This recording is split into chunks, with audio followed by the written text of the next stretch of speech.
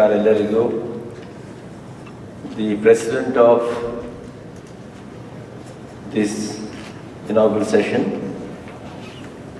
and my friend Dr. P.L. Patil, Honorable Vice Chancellor of the University of Agriculture Sciences, Dalwai, my other friends on the days, respected Dr. Mallikarjun, Dr. Basu Prabhu, and the distinguished members here, Dr. Venkapaya Desai, the Director IIT, Shri Sridhar Nadiger,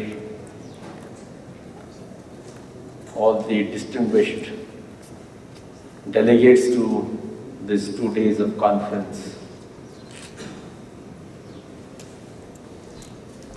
the young scientists, academics, the students and friends from the media.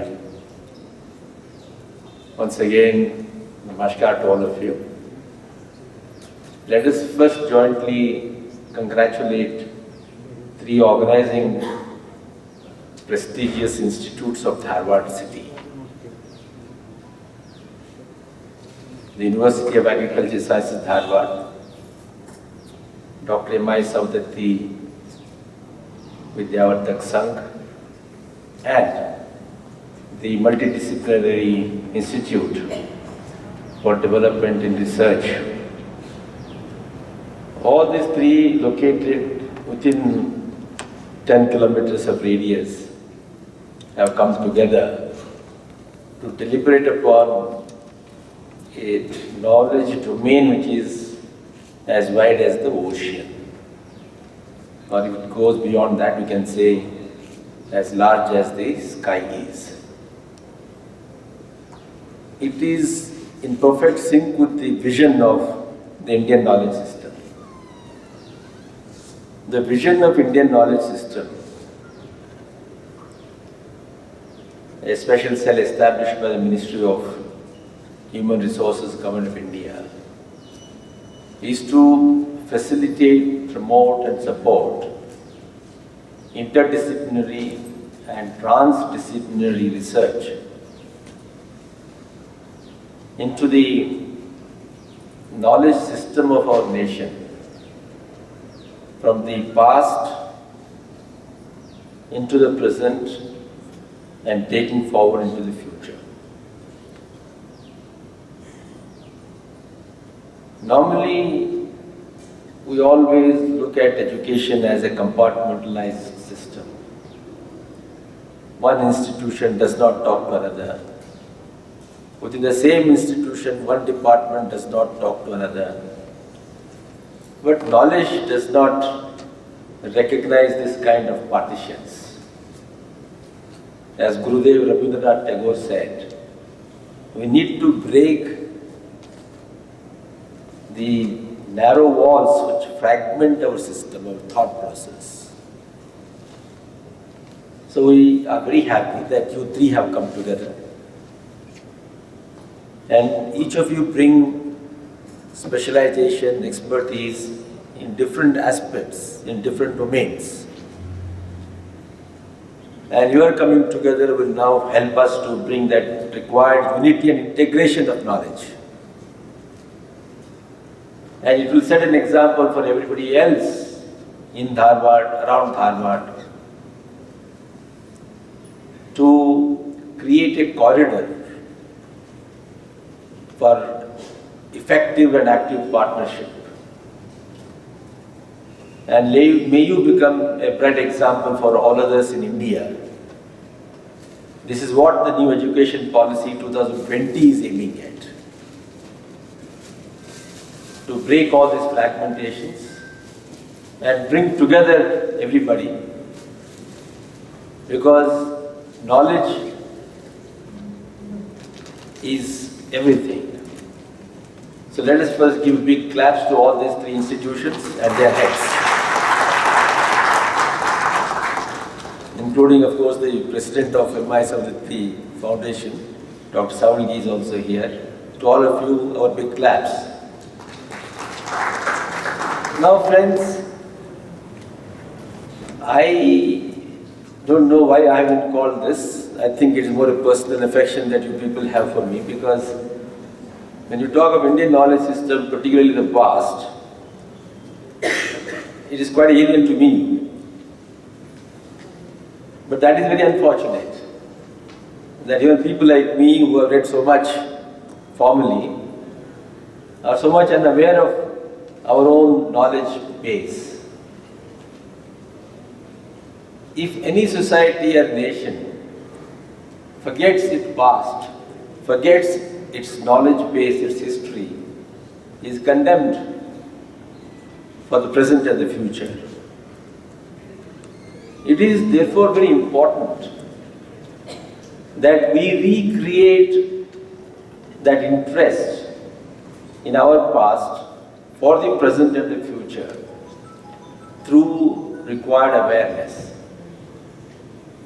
And this particular requirement has been recognized very well by the National Education Policy 2020. And therefore a special cell has been created with the vision that I told you. But the organizers must feel happy that you have begun to convert people. So I will take myself as the first convert. Because I have to speak here, and we should do always justice whenever we have been invited somewhere. It becomes incumbent upon us to prepare ourselves, to share some ideas, to trigger some interest, to stimulate interest in the participants. So I think as a keynote speaker, my responsibility would be to set the context or to define the contours, so that experts and experienced people in different disciplines will be able to go deeper into the specifics over these 2 days and then come out with proper recommendations. So as all of us know, one of the important core that defines the value of India's values, India's culture, is Bhagavad Gita. So there Lord Krishna tells Arjuna that knowledge is a purifier, knowledge is a liberator. So we need knowledge because we need to liberate ourselves. And when we say liberation, it is taken that it is liberation from the cycle of birth and rebirth, for self-realization, for self-evolution and moksha. So that's what the fundamental of any knowledge, particularly of India, is. But then let's not go away with that blind belief that India's knowledge system has only concerned itself with other loka, or with paramartha as they say. It has been as much concerned with this worldliness. Therefore, Indian knowledge system has contributed so much to both that worldliness and this worldliness. And we need to understand that continuum, and that is what is going to help to build knowledge for the present and future, to realize the mission and the objectives of the Indian knowledge system. To give you an example of how our Indian knowledge system, the ancient knowledge system, because the seminar talks about past, present and future, so let me begin with a bit of past. That this was also concerned with this world is best exemplified by a saying of Albert Einstein, a physicist who later got into metaphysics through his own theory of relativity. He said that we must all, the world, we means the world must be grateful to ancient Indians, because if they had not invented zero and the numericals, we would not have been able to discover and invent many of the modern science principles. What we call as Arabic numbers are actually those which came from India. And given that Indians are very shy of propagating themselves, it was the Arabs who took it outside the Indian boundaries, and then it has come to be called as Arabic number. Whatever that is, but Albert Einstein celebrates Indian invention of basic mathematics. And a few years back, when I had to speak at one of the science congress, I had to deliver a lecture on science. At that point of time, I read that the basics of geometry took their origin when during the Vedic times, the yajna had to be conducted because they needed very specific dimensions of the hexagonal home. And that's how the basics of geometry began. So we must understand that our past has a lot to offer us. As I was saying that our traditional or ancient knowledge system deals with both that world and this world. So now before I get into the very concrete ancient knowledge system, it will be appropriate for all of us to understand where the civilization began, or the world civilization began. We all know that this universe, or there are in fact more than one universe, multiverses, they are as old as 14.4 billion years. It has been a slow and steady evolution to where we are today. And the first man, or the Homo species, appeared on this earth 3.4 lakh years ago. And for a long time, 6 species of Homo lived on this earth. It was only 35,000 years ago that the modern man, Homo sapiens, alone is remaining. We believe that all other species have gone into extinction. So if we want to study the evolution of knowledge, we should understand the time periods. So the first time period that we recognize is the prehistoric time, beginning in 3.3 million years ago, which ends up somewhere in 8000 BC, that means 10,000 years before. So this is all called as the Stone Age, early Stone Age rather. It was 10,000 years ago, that means around 8000 BCE, when the first settled agriculture begins. And the settled agriculture begins with identification of seeds like ragi and some pulses and wheat and paddy, and some animals that could be domesticated like sheep and goat.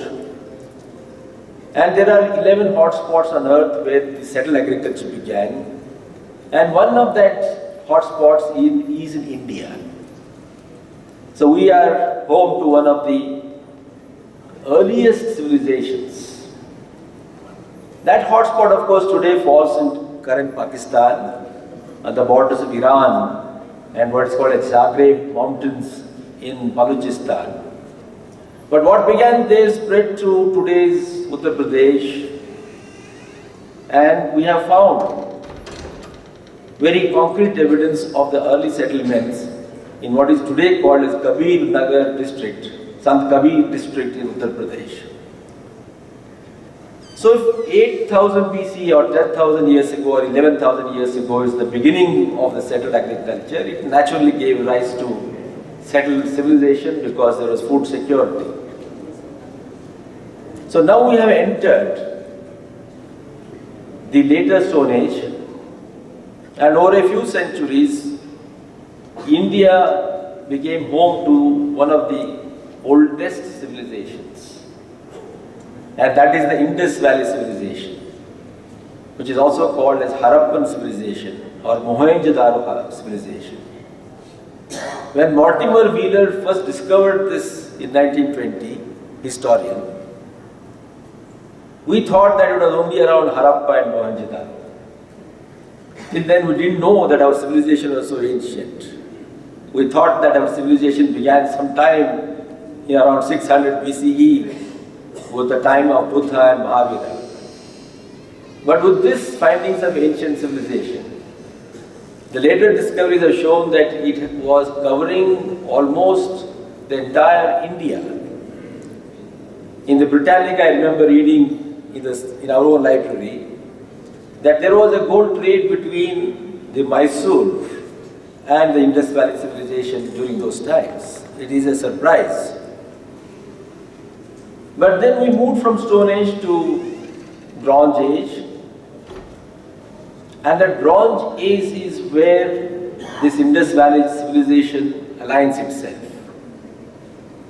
And Indus Valley civilization is one of the oldest. It predates Egyptian civilization, Chinese civilization, Babylonian civilizations, because this begins around 3300 BCE. And as a part of our ancient knowledge, we should know that Indus Valley civilization was not a rural civilization, but an urban civilization.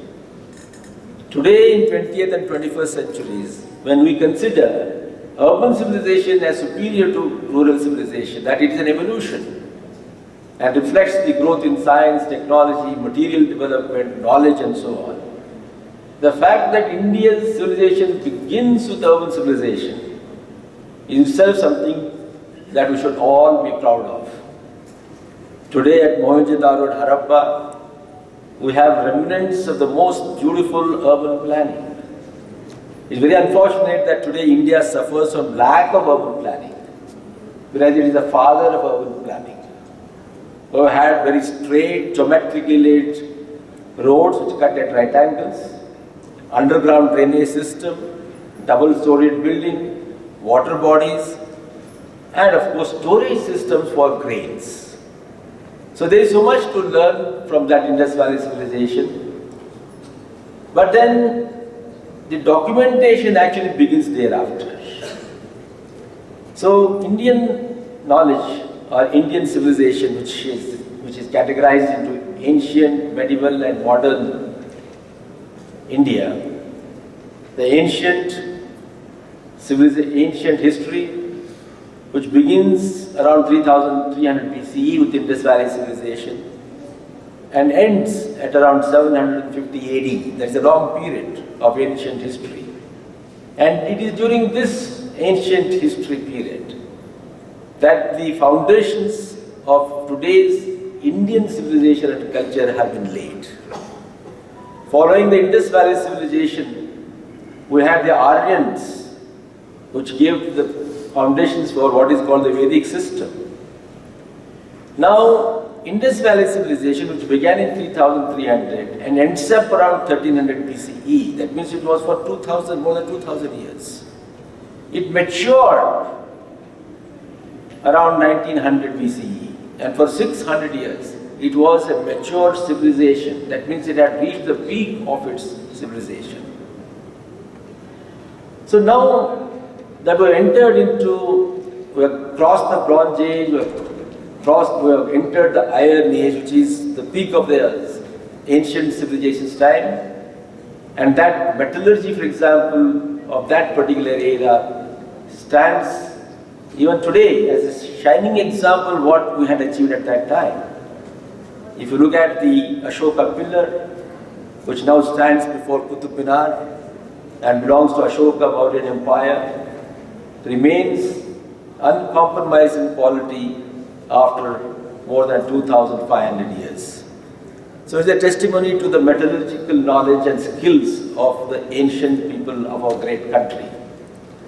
So as I said that, I would like to go a bit into the past foundations of this ancient knowledge system, because that's where I think we're all interested and keen to see how it can be deployed to address the current challenges and find solutions for the future, not just for India, but for the whole world, because knowledge doesn't have any administrative boundaries.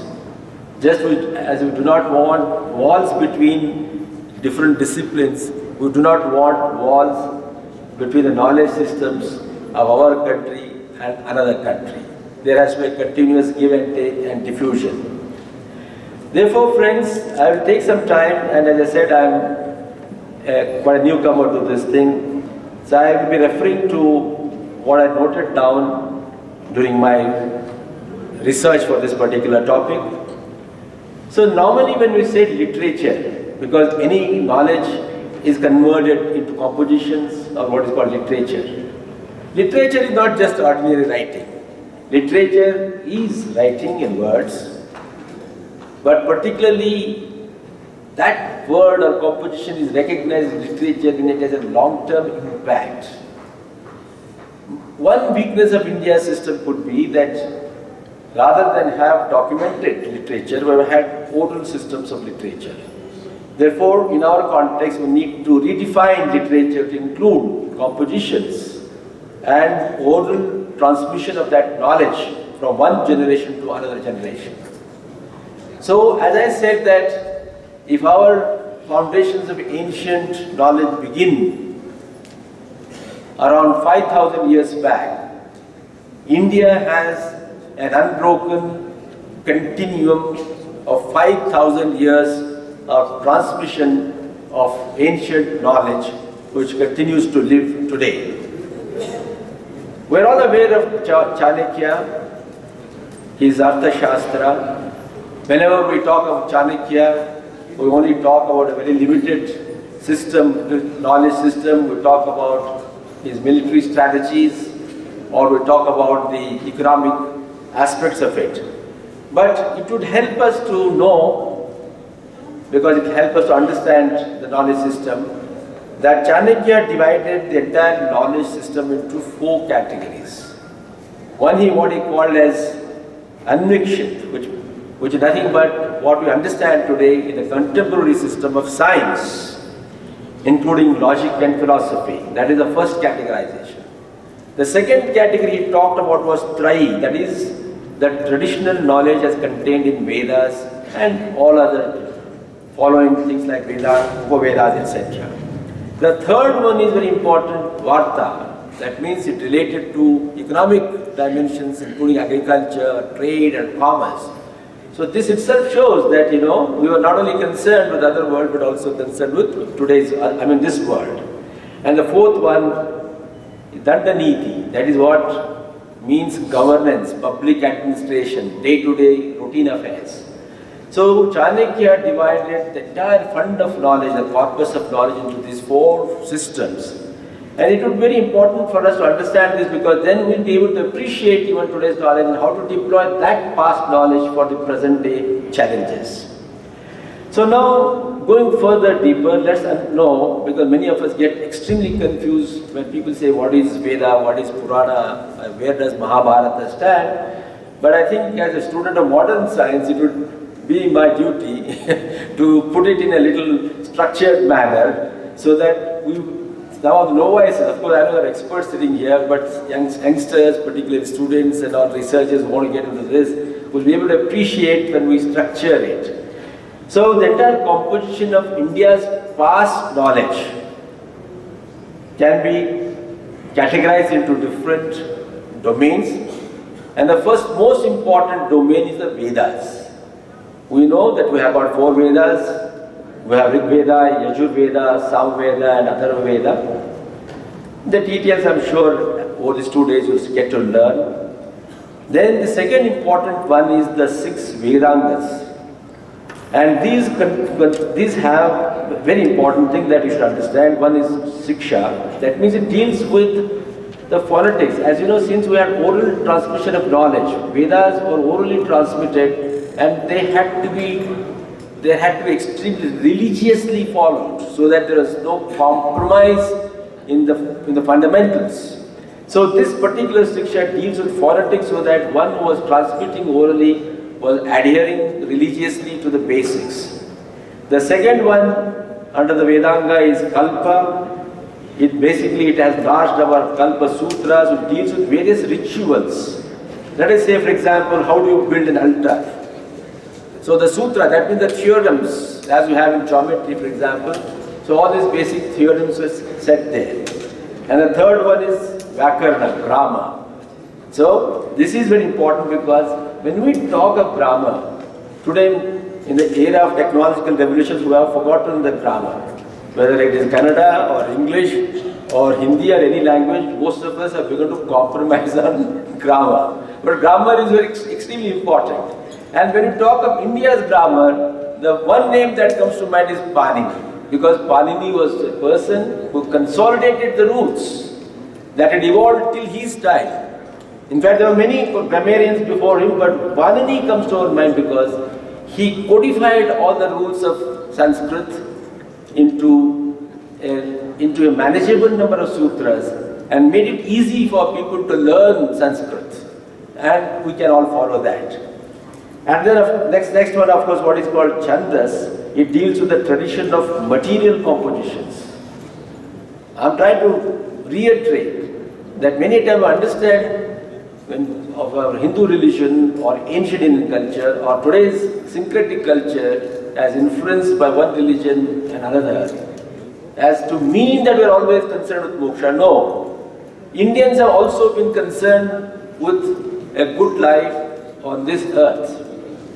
And of course, an ethical life. And it's a good life, not just drink, dance, but lead an ethical life or dharmic life. And then the fifth one is what is called Niruptam. It gets into, very scientifically, it gets into etymology and the systematization of the glossaries, like dictionaries we talk about today. So this talks about the glossary structuring. And then the last one, of course, is Jyotisha, but Jyotisha is not always prediction, it is more to do with astronomy. And when we later on learned during my talk that we have had great astrologers who have laid the foundation even before people like in the 15th and 16th centuries, we had the astronomers who talked to us about revolution and etc. of the earth. Much before that, our astronomers had begun to talk about it. So I talked to you about the 6 Vedangas. Third one is very important. We come to what are called Itihasa and Puranas. Itihasa, history. Many times people say history means just events and dates. No.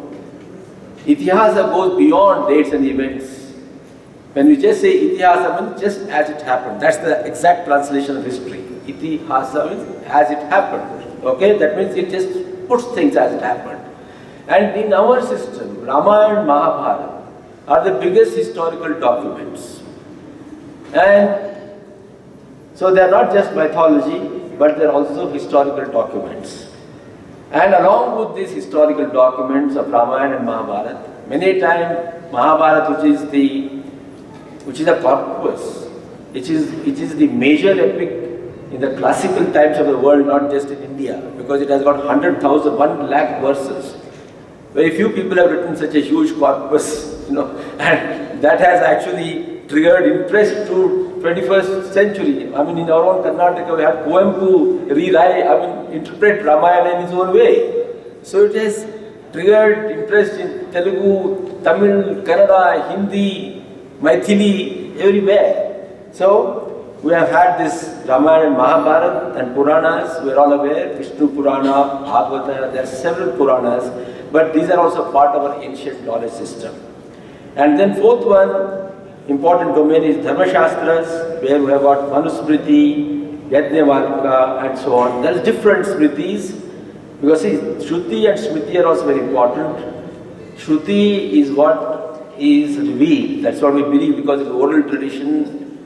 That means we believe that our Vedas were revealed and passed on orally. But Smriti is as we remember.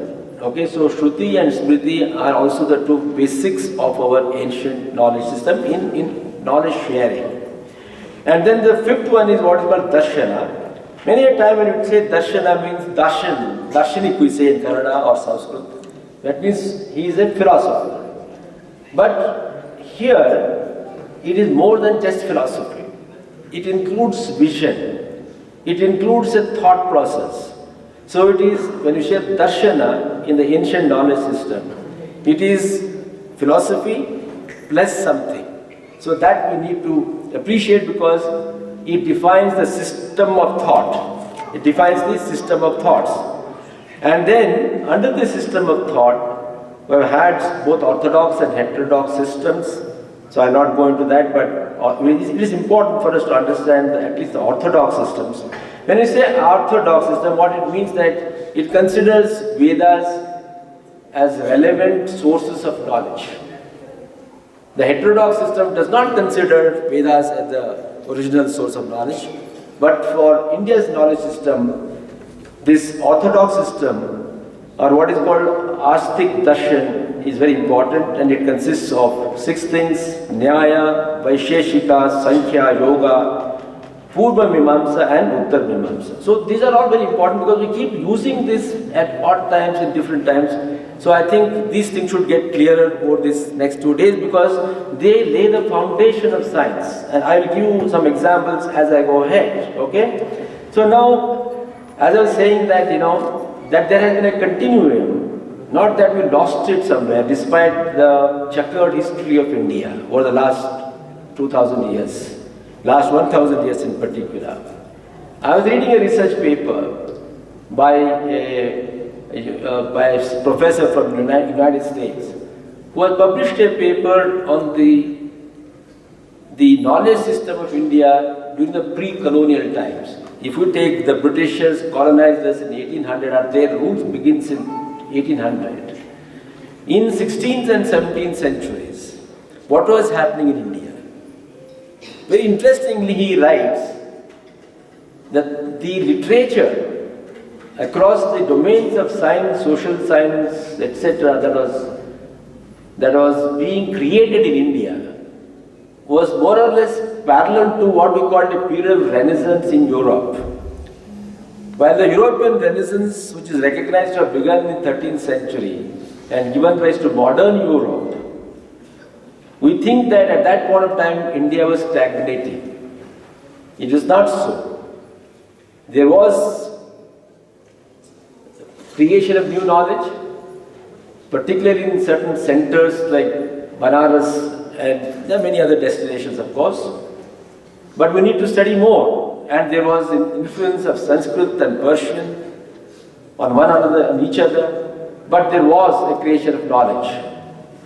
So, what I would like to share with you, that things like Itihasas like Ramayana and Mahabharata will also have continued to influence the modern literature, modern science, and we have had very profound creations. As I said, for example, Kuvempu's Ramayana Darshanam.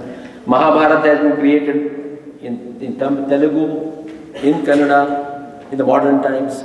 Ramayana, of course, has been created in several languages at different points of time.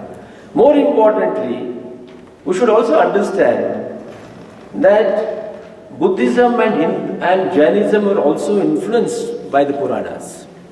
Because Ramayana and Mahabharata, by being itihasas, that means by being documented, documentations of India's history, were a different form of transmitting knowledge.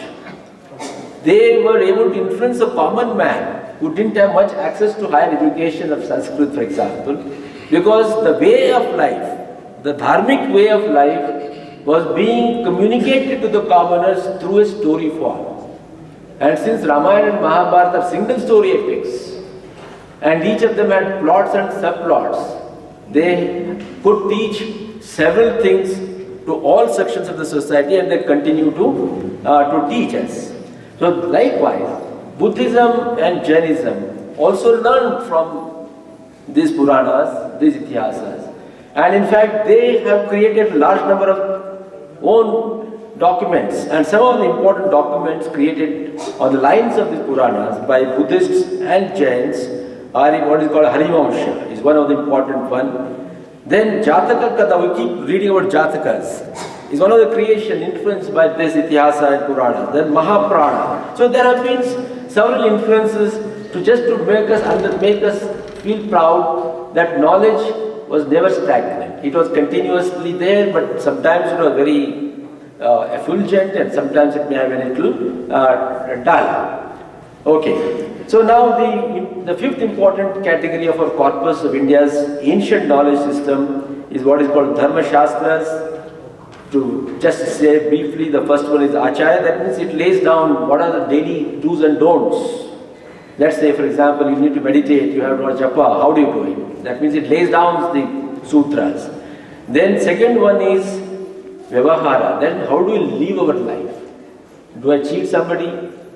Or do I be honest? Do I be honest in presence of somebody and also in his absence? So this vyavahara, not business, not commerce, which I talked earlier. The daily routine, how is to be led. The Dharma Shastra talks about that.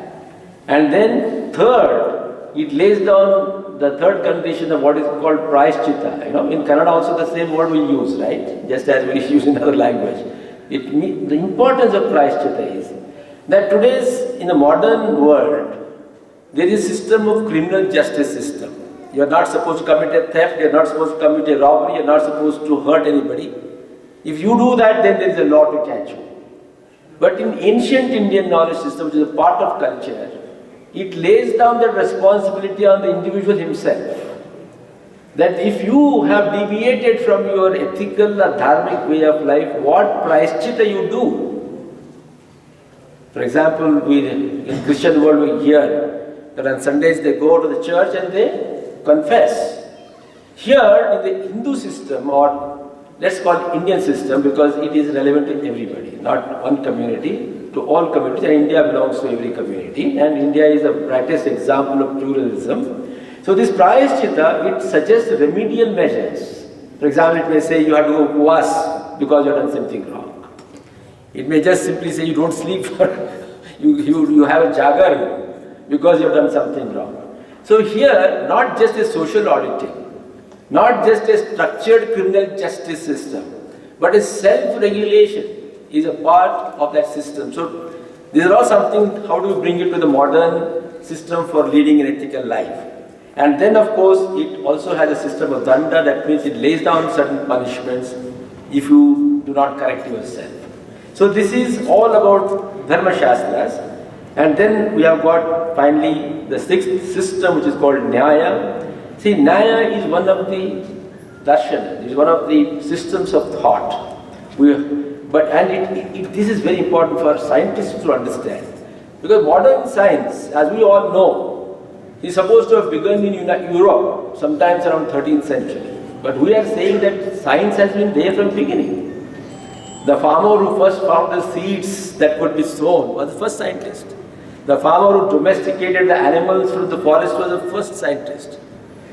But the modern science, as we understand today, as influenced by the European system, is that we have an hypothesis, we have a problem setting, we have experimentation, then we have the interpretation for results, and we believe that the same results will be achieved if the same experiment is conducted in another place under the same circumstance. But here the Nyaya, which is one of the important knowledge system of ancient India, it more or less talks about the same thing in a different way. It is talking about a few steps. First one, what is called pramana. It's talking about evidence. That means we say, can you give me pramana for what you are saying? Evidence it is talking about, So this entire Nyaya system is based on logic or epistemology, that means the origin of knowledge. It is asking for evidence. And this evidence, they say, has to be backed by, first is pratyaksha, that means we have got 5 sense organs, feeling, touching, taste, etc. So can we have direct evidence through these? Can we see that it is right, what you are saying is right? Pratyaksha. Second one is anumana, that means you are still not sure, but it's called inference. We are inferring from what we are trying to experiment. Third one is give an example, upamana. It's asking us to give example. This Nyaya system is asking for upamana, example. And fourth one, it is asking for what is called arthapati. That means a 2-step inference. Don't just give me simply, I am giving you a statement. No, you have to state it logically. So isn't it more or less in consonance with the scientific approach that we are talking in today's world? And lastly, it is talking about a verbal testimony which is called Shabda, So this Nyaya, we hear it elsewhere, but Nyaya is an independent system of thought in the ancient knowledge system, which lays down logic, and therefore it is a scientific approach to creation of knowledge and transmission of knowledge. Okay. So friends, if we had all this ancient system, do we have some names that can be recognized worldwide? There are many names, and a few names I would like to suggest so that we all feel good about our own systems of the past and feel proud, because we need to decolonize our minds.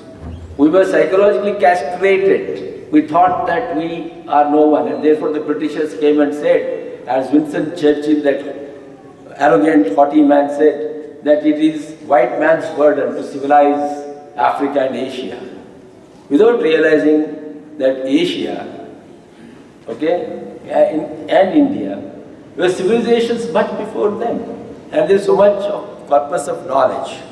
Therefore, let's say, Einstein said that but for ancient Indians, we would not have been able to have many modern inventions and discoveries. He has paid tribute. Max Müller, Indologist, one of the most famous Indologists from Germany, he has paid great tribute to India's ancient knowledge. So, in the mathematics world, we have Aryabhatta. He was the man who actually invented zero. He was the one who created a system of addition, division, multiplication, the basics of the modern numbering system, arithmetic, mensuration was all there. And then, of course, our mathematics. In fact, today also we believe Indians are very good in maths. Many of our Indians who go to America are all shining in IT world, shining in NASA, all because of their very strong roots of mathematics, And our old teachers always first focused on maths and grammar. These are the two things. Unfortunately, we have forgotten all that today. But it is our generation, when we were studying in school, the two things that were taught was Vyakarana, grammar, and basic mathematics. So within the domain of maths, the ancient system has contributed decimal system, invention of zero, I said, foundational elements of mathematics, grammar, Ayurveda, astronomy, yoga, all these things have got roots in the ancient Indian system. And here, within the medical system, because one of the important vision or mission statement of the Indian knowledge system as propounded by our Minister of Human Resources Education is that we want to look at holistic health system, sustainable development, nature, ecology, environment. These are all the things that he's talking about, right? So here within this medical system, the Atharva Veda embodies everything. It discusses longevity, it discusses treatment of ailments, cures for specific diseases, eradication of germs, and then antidotes to poison, nutritious food system, habits, healthy lifestyle. It is all talking about all these important things, And then we have heard of Sushruta, we have heard of Sushruta, Rishi. See, when we talk of Rishis, they were not people who were simply meditating. They were actually also scientists of today. They were introspecting, observing, experimenting, documenting. So, this is all nothing but the basics of science. So, Sushruta is the father of surgery, and he was able to conduct very complex surgeries, we understand, in that ancient time. That is 2600 years ago. That means in 600 BC. Then we are in know of Acharya Charaka. He is considered the father of medicine. He is the one who actually gave the basics of Ayurveda, which continues to this day. And in the astronomy domain, we have Aryabhatta, one after whom we have named our satellites. Then Aryabhatta's school is very important. That means he didn't look at himself, but he created that. In fact, Aryabhatta in astronomy is considered equivalent to Plato, who created a philosophy in Greece. Two different thoughts, but just as Plato comes to mind as we talk of Greek, ancient Greek, it is Aryabhatta who comes to our mind, should come to our mind when we talk of ancient Indian science. So Aryabhatta won 476 to 550 AD, that means 1500 years ago. Copernicus found things in 1530, but he was talking about these things much earlier. Then the four great astronomers that we should all be proud of, Aryabhatta of course, then Varahi Mihira, Brahmagupta and Bhaskara. These are the four important names. And all of them are well-known names today in 20th and 21st century, but we need to understand more about them. So this is how there has been a continuum of the ancient Indian system. Now, what we really need to do, we cannot rest on the laurels. So I will take a few 5 minutes and close my talk. What we need to do is that since knowledge, as Lord Krishna said, is a liberator, is a purifier. And as we know that one of our aim of human life, we considered human life as the most blessed life. There are millions of species, from the single cell amoeba to the Homo sapiens. But human being, with his cognitive power and his ability to organize, is considered superior to all other species. But for this cognitive power, but for this organizing ability, we will stand no chance before elephant, before a crocodile, before a snake, before a tiger, before a lion. They are much more powerful. But how we have been able to conquer all these people? It is because of this extra power of thinking, emotion and rationality. So one of the important aims of human life is, of course, to achieve moksha. We say there are different ways our system defines. There's Raj Yoga, there's Karma Yoga, there's Bhakti Yoga, and more important, Jnana Yoga. So if Krishna is talking about knowledge being a liberator, so knowledge has to be kept not as a secret. Knowledge has to be shared. As we talk today about as an open source platform, knowledge has to be an open source platform. As we provide access to anybody and everybody, we are stimulating the minds of these masses, billions and billions of people on earth, and they will be able to create, innovate new forms of knowledge. If we think today that we have solved all the problems, we are stupid. In the last 250 years, we thought that we have solved all the problems. Since we found factories, steel plants, aluminium plants, since we learned how to eat different kinds of food, we think we have solved all the problems. But today climate change is the biggest threat. If we don't tackle climate change, for example, the very life on earth is at stake. In the solar system with 4,200 planets, Earth is the only planet on which life is there. Because Earth is correctly situated from the Sun, neither too near nor too far. Too near would have been burnt alive. Too far, it would have been so cold that we wouldn't have lived. Even in this universe with millions of galaxies, we do not know where the life is. Man has gone to moon, has gone to Mars, but has found there is no life there. So if life is only there on Earth, and if climate change is threatening our life, it is our own creation. That means we did not know the proper sustainable parameters of development. We now need to utilize our past knowledge to address the present day challenges and see how life can continue to sustain itself. As Mahatma Gandhi said, this earth is not what we have inherited. This earth is what we have taken and leased from the future generations. If we think we have inherited from the past and we are the last generation, then we can behave the way we want to. But we should know that there will be generations after generations, and we want it in an endless form. If we want that, then we should create new knowledge, and that's what India's knowledge system in the Ministry of Education is aiming at. So I think to appreciate that there is a particular vision, that this particular cell as a part of new education policy is defined. It has laid down objectives. That means it's talking of interdisciplinary research, interdisciplinary sharing of knowledge, creation of open source platforms, supporting research, supporting students, and even as a part of one nation, Shresth Bharat, it is talking about identifying destinations of knowledge, taking students and all interested in knowledge to visit those places. Suppose we go tomorrow and visit Nalanda in Bihar.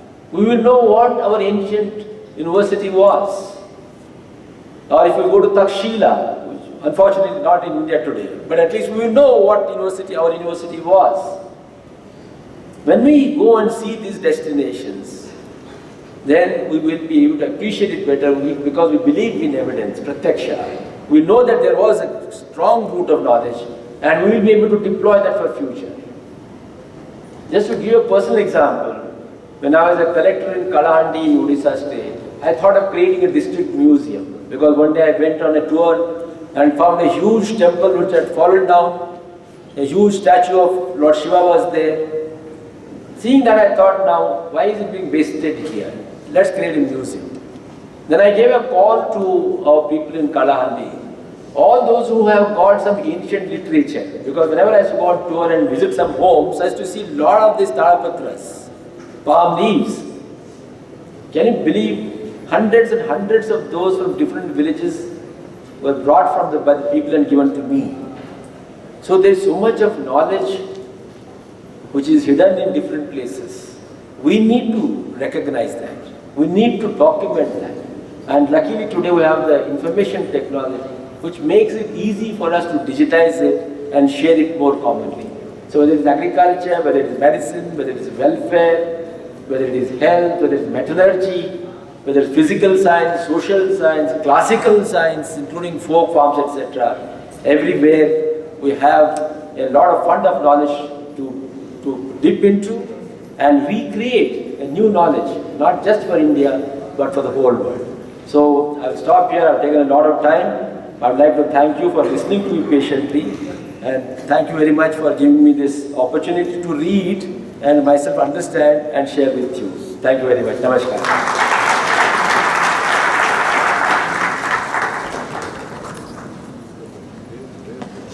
Thank you, sir, for enlightening us on values of Indian traditions and culture.